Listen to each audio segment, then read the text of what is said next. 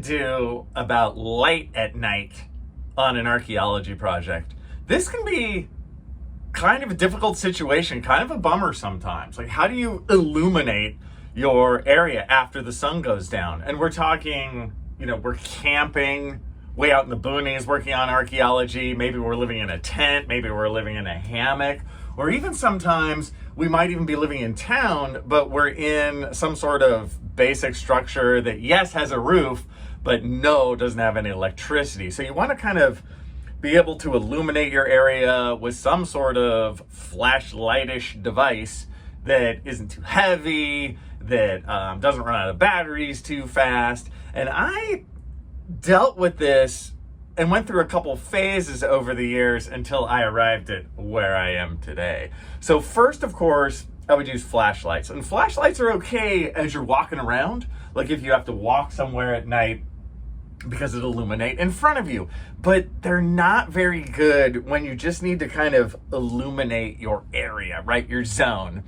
In the early days, I found this thing. It's made by WeatheReady. You totally can't even find these anymore. And yes, it's a flashlight. It takes 3 AA's, but it's oh so much more. See, it's like a lantern. And I used it as a lantern like the whole time. I never used the flashlight aspect of it because it was easier to have an external flashlight for other stuff. And then this, I'd like put in my hammock so I could like write my notes, at night.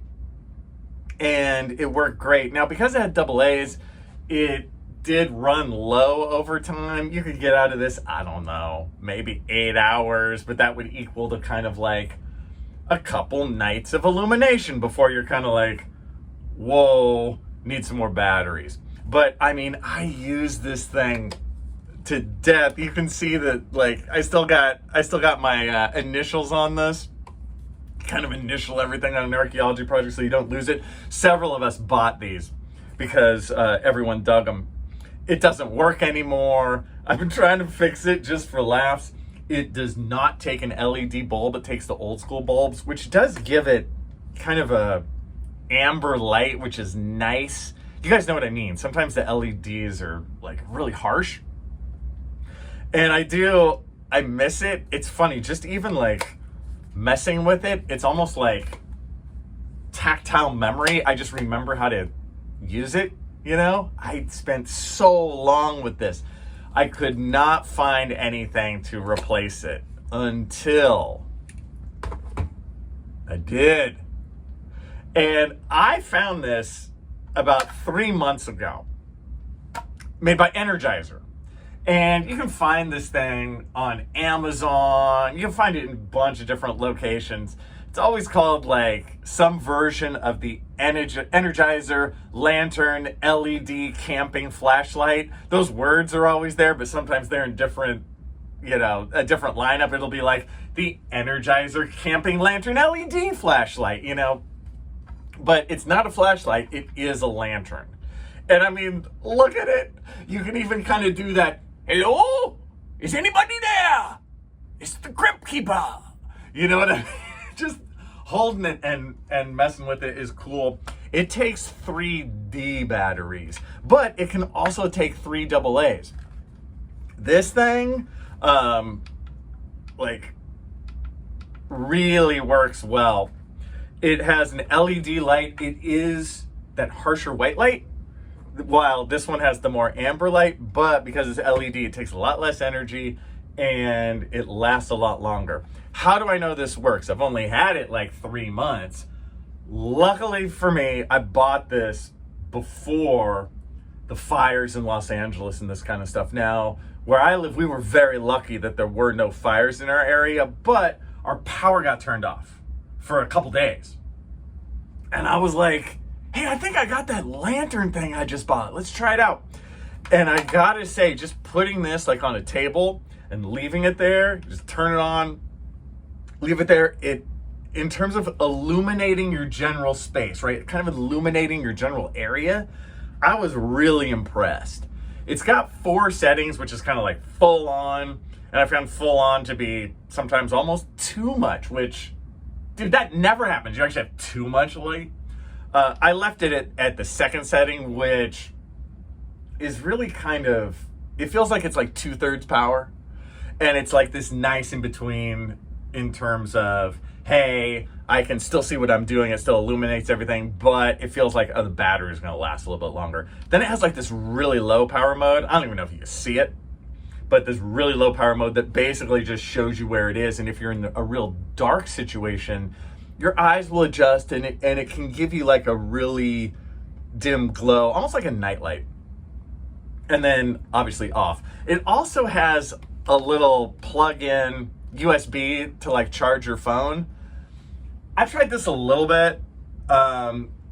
It will give a little charge to your phone, but I don't know if I recommend it because when you plug your phone in, you turn the light on, the light's like all like dim and it just seems like it's trying really hard. But for like an emergency situation, sure, you know, your phone has 2% battery and you plug it in just to make kind of an emergency call. Hey, I'm all right.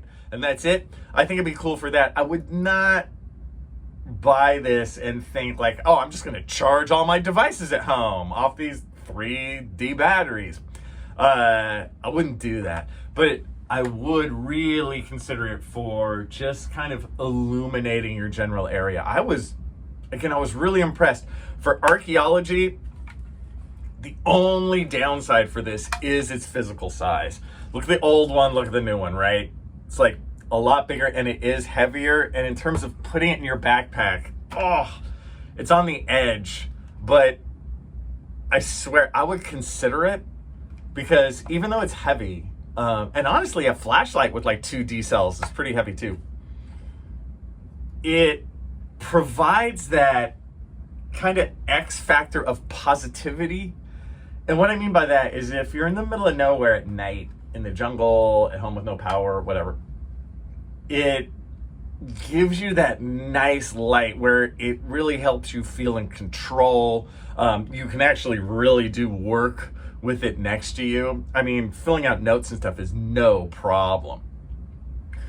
So I would even considering that if you're on an archaeology project where you're kind of based in your car, like some of us will drive out and we'll kind of be able to come back to our car at night, or we're coming back to like an area where we've left our tents, or we have like little rooms, basically where you don't have to carry this all the time, then this is great. So if you can pack it to the archaeological site and leave it somewhere, it's fantastic. I don't know, man. I got a lot of good to say about this, and it ticks off the 4 boxes that I always want to tick off on archaeology projects. Is it simple? Yes, it's stick simple. There's literally like one button, so you can't screw it up. Is it cheap? Yes, this thing is about 20 bucks. That's how it lists. Oh, is it 19? Is it 21? Whatever, it's 20 bucks. Is it durable? Seems to be so far. It's really simple. You unscrew the bottom to put the batteries in. And is it expendable? Meaning you lose it, so what? You buy another, right? So it's cool, man. It really worked when our power was out for several days, and I recommend it for an archaeology project. There you go. Energizer lantern, dude. I'd get it.